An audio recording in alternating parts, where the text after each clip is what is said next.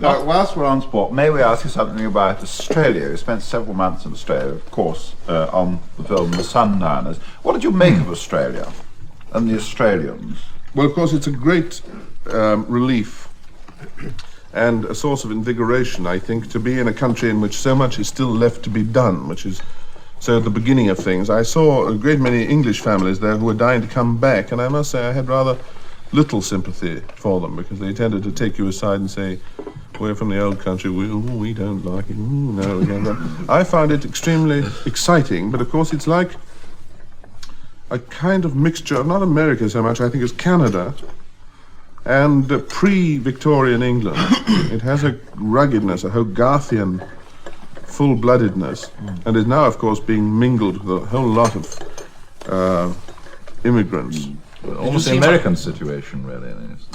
Well, yes, it's really Wyoming territory in 1890. What of the other, apart from the British immigrants, what about the Germans, say, and the other Europeans that are settling in there and allegedly transforming the country, or aren't they? Well, you get, they are.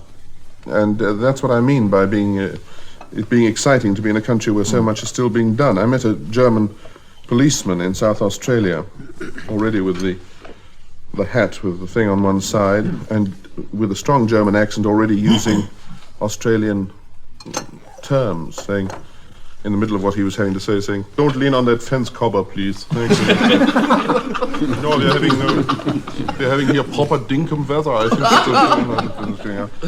I didn't trust him very much, because I didn't really feel like trusting a German who left Germany to become a policeman elsewhere. Anyway, he was quite nice, and he then started telling a hard luck story about what the Russians had done in Berlin.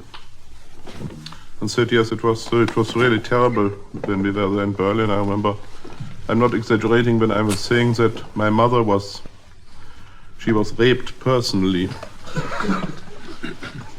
I didn't go any further than that.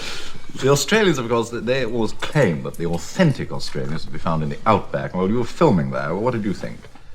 Yes, I found some marvelous ones. But of course, in a very small town like the one we were shooting in, you go to a hotel which has hitching posts which are still used for horses, and it's very strange to be in a town in which the struggle for ascendancy between Chevrolet and Ford, or between the British Motor Corporation and anybody else, is completely unknown, because the most popular car is the Erskine, which went out of business in 1929. There are 6 of those, and not many of anything else. And that's the place where our cameraman tried to get a room for the night. I don't know whether I've told you this before. Not to me. No. And they said, "I'm sorry, we've only got a double room." He said, "Well, that's all right. My wife isn't with me. I don't mind paying a bit extra." And so I said, "All right, hint number 9." Took the thing and gave it to him, and he went to bed in a vast room with 2 iron bedsteads, a washstand on eagle's legs, on baubles, with a ceramic bowl with water in it, nowhere to pour it out except into another bowl, a mosquito net which was crumbling, and a large hole through which the mosquitoes congregated, big traffic of mosquitoes. And he went to sleep, and was wakened about 2 o'clock in the morning when he saw a man with no clothes on, just about to put pajamas on. And he cleared his throat. The man turned around and said, "Hey." And he said, "I think there's some mistake. This is my room." He said, "No, that's your bed, it's my bed. This is our room." That's what a double bed means. A double room rather means. But I met one extraordinary character called Jack Burriston, and it's a name that I haven't even found in any phone book in England. He was about 27 years of age, already had no teeth, false ones, but they didn't fit proper, and he already had that clown look, with a crew cut, which gave him a really Martian look. At the same time, an extraordinary walk, with the torso pushed forward, trousers which are always about to come off, because he was usually stripped to the waist. And therefore he walked in a way that people do when they're trying to keep trousers up without any belt. Being an expert in horses, that was amplified by the bow legs. And a big hat with all his messages and things stuck on the inside of the hat. He had to search among his portfolio and money and things, all in the hat. And this character works in the docks during the winter, and in the summer looks after the horses on the Sydney racetrack. And one day he said to me, Peter, have you ever, in your, what you're doing, ever come across the works of, were more, what I might say, works of Henry Lawson? I said, Henry, no. Oh, you want to read them if you're in Australia? Marvellous, I reckon, marvellous writer. Your line about, you know, Australian. I didn't think any more about it, and suddenly about 3 days later he came galloping on his horse with a package which he gave to me and galloped away. Didn't want to be thanked or anything, and I opened them. 2 enormous volumes of the poetry of Henry Lawson. One the poetry and the other the prose works of Henry Lawson. And in the front of one was written, to P. Ustinov, from his old pal, his mate, J. Burriston. And in the frontispiece of the other was written, from J. Burriston, his mate, to his old pal, P. Ustinov. And I was tremendously touched by this, and I read the poetry, which I didn't really care for as much as all that, because it was very attached to its period, very Kipling-esque, ballads. But the prose work I thought was absolutely marvellous and very remarkable indeed, written about 1905, 1907. Really extraordinarily good, and a great shame it wasn't known anywhere else. So then I saw him a day or two later. He said, are you in charge of reading them? I said, yeah, I didn't like the poetry very much. Oh, yeah. But the prose I thought was extraordinary. I thought it reminded me a great deal of Maxim Gorky. And I thought, oh dear, I've gone too far, now I'll have to explain what that... He said, I agree.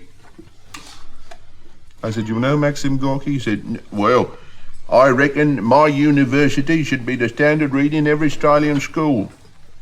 And this man had read all Maxim Gorky's works, all Emile Zola, and he was like a really pure socialist of before the 1914 war.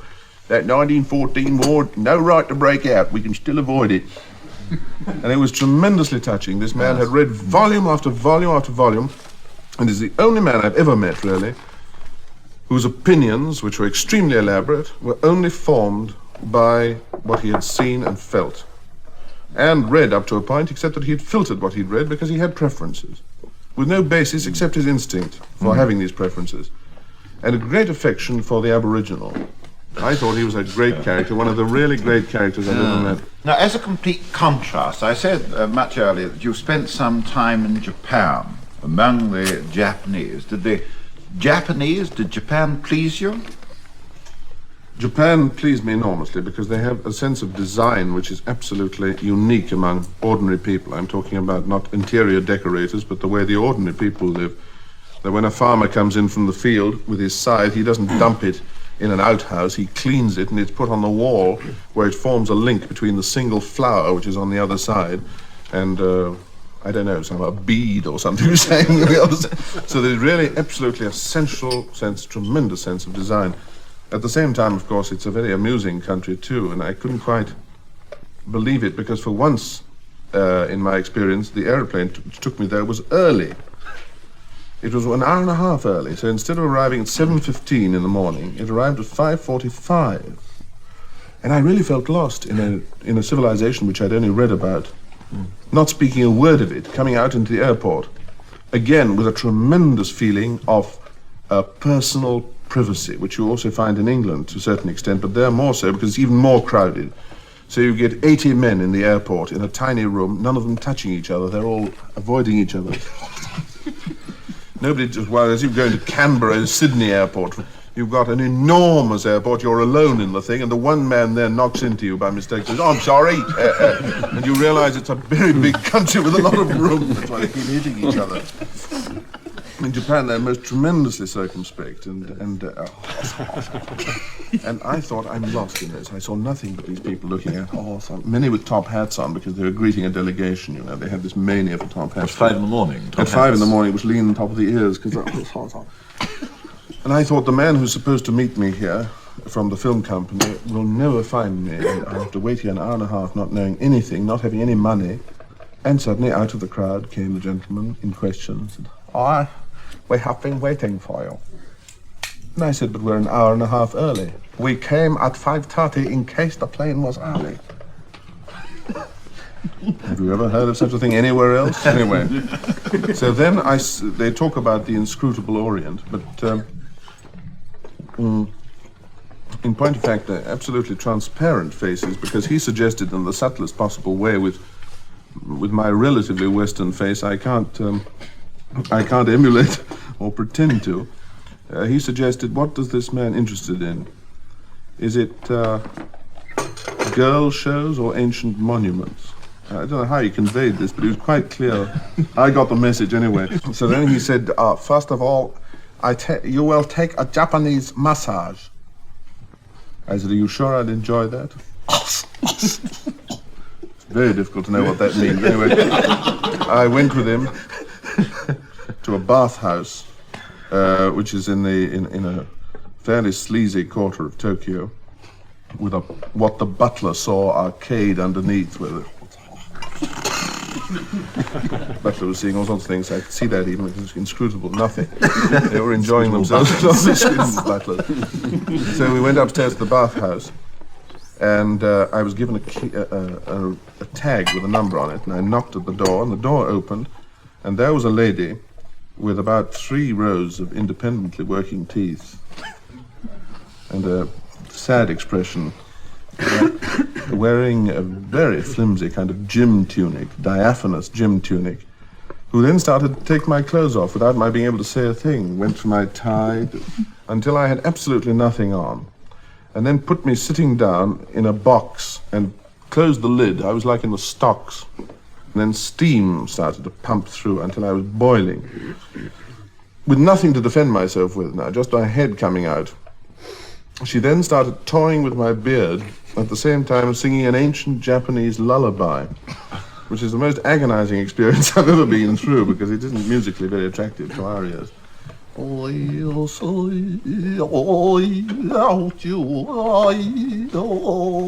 I couldn't bear it, and she said,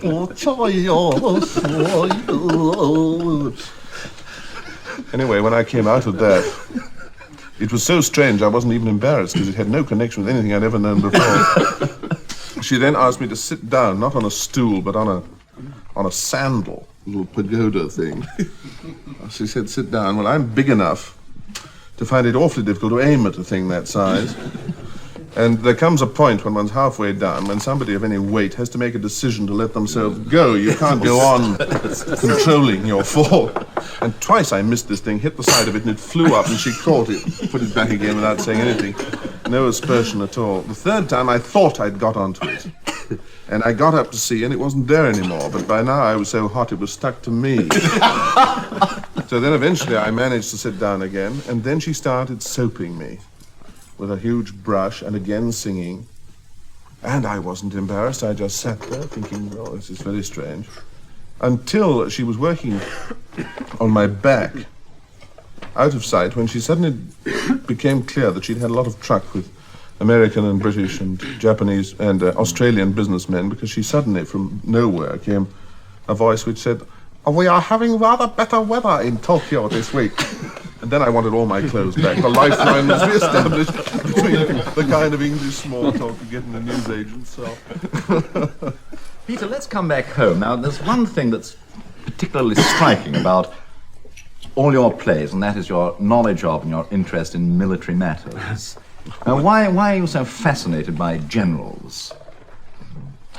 Oh, that's an awfully difficult question. It's the kind of job which I myself would loathe to have to take the kind of decisions they do, and I can never quite understand how somebody can bring themselves to say things, or even to think things. I know it's essential, perhaps, once you're going to have wars, but to say things like, if it's going to cost more than 20,000 casualties, I don't think it's worth it. This is something which is, to me, absolutely chilling. You weren't a general. You were in the army, but not a general. No, I was a private, as I once said, third-class smoking, for 4.5 years, and therefore I had a very good opportunity to study generals. In fact, I was let in on a conference once when we were making a film called The True Glory about the war in the West. A conference between generals and admirals who weren't urgently needed at the time. You can imagine the kind of generals and admirals those were. Yes. What year was this? This was right near the end of the war. and it was under the chairmanship of a civilian who rose, and I was put in a corner because I was a private, but I was allowed to stay there because I had to write some parts of the script. And this film was going to be released out of newsreel material. And the chairman got up and said, "Now, gentlemen, we don't want in any way," he was an Englishman, "we don't want in any way to betray the kind of salty language which we all know is spoken in the forces. At the same time, I've been asked to point out to you that it is a film for public release. We've reached a compromise, which I think is a happy one, to limit the amount of swear words to 5. Now, the way that these are to be allocated are 2 for the British forces. These 2 are, of course, in British forces. When I say British forces, they include, of course, Dominion forces and colonial troops, anybody who is fighting under British orders. 2 for the United States. No. And 1, mon général, pour la France. A French general, who the girl had, a very distinguished but elderly French general, who got absolutely furious. And said, "You are taking advantage of the fact that France is for the moment occupied. You will regret the decision to limit what..." He wanted parity with the other powers. You see, this is a situation which has existed ever since about other matters. The civil servant, showing these resources which had given him his high job, said, "Yes, please. I'm sure that I'm sure that if the facts are presented in the light that you've shown, quite rightly, I think, to the commander-in-chief, I'm sure that we can amend those to 6 swear words. In that case, I think they should be allocated 2 to the British forces, as I said before, includes Dominion and troops, 2 to the forces of the United States, and 2 en général pour la France." I listened to this with absolute amazement, what my betters were doing. And suddenly an English admiral got up with the aid of a stick, with a purple face and white hair. He hadn't lost any hair since his birth, you know, that type of... And he got up and he said, "I just want to put it on record that in the course of a long and not particularly distinguished career, I've never heard more unadulterated balderdash talked by grown men than what has transpired here today. If indeed the British forces, including, I gather, the Commonwealth and... that's right. If they are to be limited to 2 swear words in a film lasting over an hour, I want here and now to lay claim of both of those to the Royal Navy." So my fascination with generals, admirals, I think is obvious. Almost preoccupation with the military mind. It is something which you do enjoy researching into very much, isn't it? Yes, I must say I do. Because it seems to be a hangover from a different period, which is still struggling to survive in this day and age. And managing to survive under many circumstances. I found a couple of books a long time ago remaindered on Uxbridge Underground Station, which then had some old books. One of them called Jottings from an Active Life. Who wrote this? Colonel Sir Weston Jarvis, I think his name was. And he said in it was a very admirable book of its period and time, but it ended by saying, "All my life I have been fired by 2 men and what they said to me. Those 2 are Cecil Rhodes and Lord Milner. Cecil Rhodes once said to me, 'Listen, Weston Jarvis, you are an Englishman and therefore have won first prize in the lottery of life.' And Lord Milner said to me, 'Everyone can help.'" I've never found out what that means or what that meant. But he ended the book on that heroic note, and then as a footnote said, "Bearing these 2 things in mind, there is very little doubt in my mind that democracy can still be educated along right lines." This is a splendid book. And the other book was called Rifleman and Hussar, published about 1933. privately. Obviously, there's a big coat of arms on the front. This man writes the most extraordinary things. For instance, he said during the campaign against the Mahdi in Egypt, He said, we entrained at Alexandria at 11 o'clock, arrived Ramleh just after 12. Brisk action commenced at 1. Spider Rutledge Hooker and Jimmy Gray joined action back from leave in a cab at 2:30. you can imagine that, these two officers just from England trying to pay the cab. You got change for 6 piastres. Look out! Marvellous. Anyway, there was the later one, which I liked very much, during the 1914 war, when he was too old to really partake. This is really a very sad entry. And he was made a postal censor in France. He said, German airplane passed over our lines this morning, dropped a hand grenade, shape of a woman's hand mower, filled with iron filings. It's a funny kind of way to conduct a war. And then went on, later in the afternoon, he said, Brought the German airplane down. The occupants, i.e. pilot and observer, hand-upped. We found nothing on them except some rather doubtful photographs. It just shows what pigs the Germans are, to fly over our lines in an aeroplane in wartime with pictures like that on them. That's right. What kind of unit were you in the army? I was in an infantry unit at the beginning, where we had a very, well, everybody has experiences of that kind, of course. We had a very typical sergeant major who was punch drunk. He kept avoiding imaginary blows. He'd been a lightweight champion of something. And we were put in a very crowded billet at the beginning, about 12 of us in a very small room. And after a week, we were given a better place to sleep. And I met him in the street. And he said, How are you? No. That's the nearest he could get to my name. Unlike the Czechoslovakian customs. No. was the How are you? No. I said, very well, thank you, sir. Stand up then. How's the new billy, eh?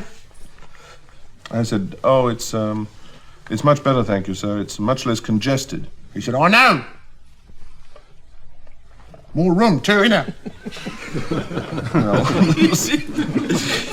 Well, while you were still a private, you were making films during the war, weren't you? Now, does this mean you had a relatively easy time of it? No, it got more and more confused as time went on, of course, because I was supposed to help on a technical side. And eventually we did a film called The Way Ahead, which I helped to write and acted in. And I was made a civilian for a while. Then after I finished that, I went back into the army at Wembley Park, where I was supposed to write film scripts still, but at the same time sleep in a depot for 3 nights of the week. And the other 3 nights I was given a sleeping out pass, but still had to report at Wembley at 7 o'clock in the morning with a knife and fork to be marched to Lyons, where we had breakfast and then dismissed, and then I crossed the whole of London again and started working on my film script. This became extremely trying. And after a time, I came out in hives, and I don't know what happened. I was sent to a military hospital. And just that time, I had a play which went on. Then she went in to see a man called a personnel selection officer who had snow-white hair and a black moustache, which really was rather startling. And he was a Scotsman, a very thoughtful man like that. And he said, we've decided that you're psychologically unfit for film writing. He was doing very well in the West End then, the way he said. And we're therefore inclined to send you to Donington Park as a clerk storeman. So I said, then he said, How much money do you earn a week? and I had the play, which was running in Edinburgh, in fact, at that moment. And I said, I can't tell you because I belong to a kind of profession that I never know how much I earn a week. He said, you're hedging. I said, no, I just don't know. I'm not employed. I work for myself. He thought he'd make it easy for me, and he said, How much money would you, for instance, earn this week? if things were normal? I said, well, this week I've earned £200. You're lying! Terrified. And while I was there, my play, just after this, came down to London, the Banbury Nose, it was called. And the impresario of the play, the producer of it, called me up at the military hospital and said, can't you come down for the first night?